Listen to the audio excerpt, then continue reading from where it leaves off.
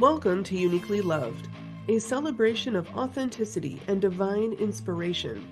We are encouraged to be our own unique, authentic selves.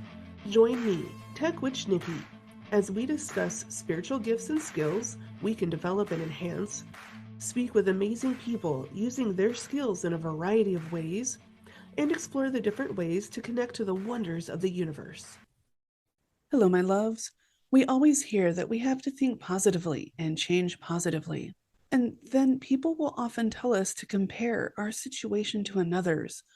Now, examples can include, hey, be grateful you have a roof over your head when others do not.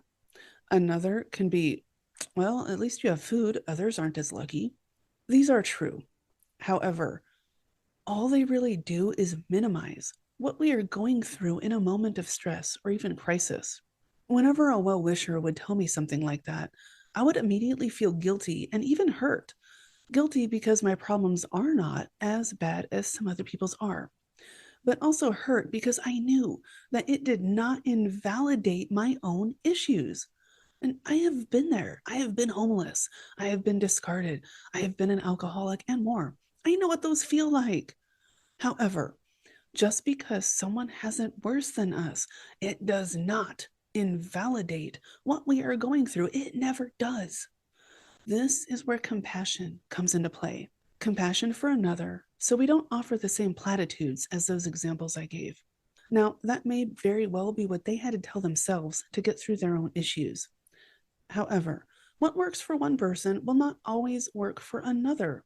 Compassion and empathy can aid us in feeling for them, in offering a safe space to talk or listen, and can help find solutions or even just comfort when needed. We also need to find that compassion for ourselves. No matter how we feel, no matter the situation, we deserve it just as much as others we love. Now, how the heck did we begin to shift then from stress and overwhelm and more to compassion for ourselves? Here are some tips that I learned and use often. The first few are how to let go and release some of the pent up energies and emotions that we feel when in moments of turmoil. Now, I'll get out in nature if the weather is okay enough. Even a few minutes can do wonders. Do it with intention of connecting to Mother Earth and then releasing the emotions and energies. Then intend or focus on drawing in supporting energies from our Earth Mother. She is a lover of balance. Allow her to help balance you. You can work in dirt, touch or hug a tree, put your hands or feet in the grass, and just stand there and let nature do her thing. There is no wrong way. When I can't get outside, I will intend and say to myself, I am energetically connecting to Mother Earth's core. I let go of all the emotions and energies that don't serve my highest good from all parts of me. And then I breathe and allow. When I feel calmer, I will shift to say, I draw in supporting and balancing energies from Mother Earth to fill me up with all I need in my highest good. I breathe and allow. This usually takes anywhere from 5 to 10 minutes. I can do this in the bathroom or my car if I need to get away from people for a few as well. I have also done this in the moment of stress and frustration, like when dealing with an upset 5-year-old. It helps. I had to do it while in the situation though, so that was interesting. But it helped calm me down, which helped me compassionately handle her stress. Now, I will also color or write it all out. And it doesn't matter if it makes sense or if you color in the lines. The point is to get it all out somehow, some way. Express it through arts, crafts, writing, journaling. They're all fantastic ways to release. Listening to music, singing, or dancing along is a wonderful way to get these energies and emotions out as well. Now, if I'm angry and frustrated, I will put on some heavy hitting rock or metal and sing along. The angrier, the better for me because I'm using the song to express it without saying anything that I will regret to someone later on. Taking a time out when needed is preferred than staying in the situation if at all possible. All of these shift your focus onto doing instead of staying in your head with all that yuck. The more we consciously make the decision to let go of these emotions and give them an outlet, the more we are taking control of how we feel. It is difficult to do this at first. It takes time and consistency because we are learning a new way of coping with our triggers and situations. Now, what about shifting into the positive? We let go. In the first two examples, I recommended drawing in supporting energies from nature. Now, did you know that you can do that with the other methods I mentioned as well? Let me explain.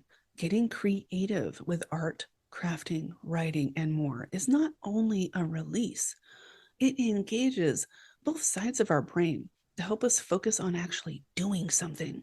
You are literally creating something from your emotions when you do this. And when completed, you will have released some or all of those icky feelings and have created something that you haven't done before.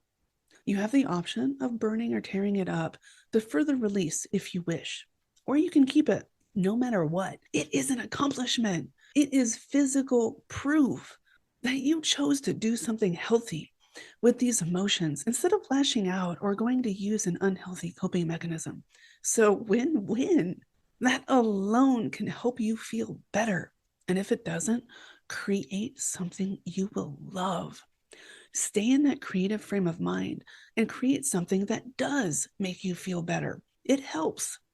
Music is such a wonderful conductor of energy. Once you get out some of that stress or other feelings, you can put on music that speaks to you and how you want to feel, and then sing or dance along to that. It helps. Movement of any kind helps us as well. Just like getting creative, music and movement help us engage both sides of the brain so we shift how we are thinking as well as feeling. Every time we consciously choose to release the emotions that do not serve what we need, we slowly begin to change how we cope in situations that make us feel stressed, anxious, and more.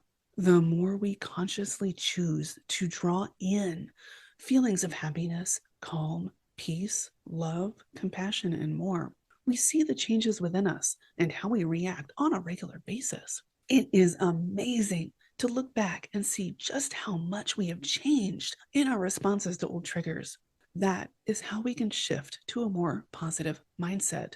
Now, keep in mind, these are not the only ways. These are just some of the ways that have worked for me and many others that I work with. Find your passions, incorporate them into your practice.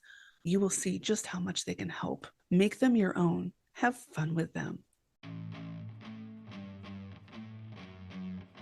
Thank you for joining me today as we explore what makes us uniquely loved. Be sure to subscribe. More adventure awaits. For more articles and to work with me as your personal guide, go to www.techwitchlayer.com. Always remember, you are accepted. You are valid. You are loved.